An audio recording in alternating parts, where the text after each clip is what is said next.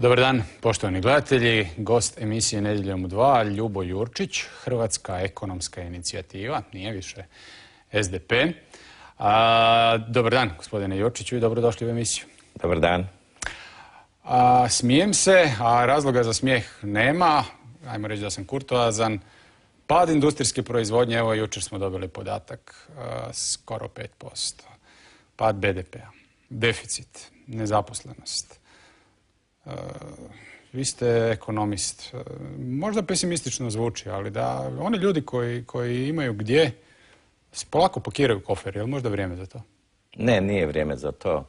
Na ovu situaciju ja upozoravam već od 1996. zapravo ove godine, od 2000. dominantno.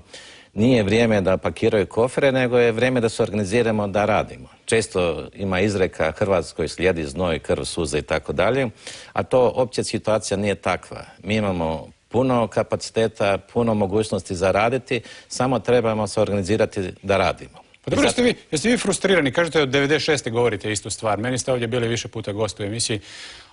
Stalno govorite da treba pokrenuti proizvodnju. Evo, pad industrijske proizvodnje 5%. To je bilo za očekivati i nastavit će se padati. Nažalost, ako ostane status quo i ako se politika ne promijeni. Politika, ekonomska politika. Sve stranke sada pričaju isto, žele povećanje proizvodnje, povećanje radnih mjesta, ali niko ne mijenja politiku.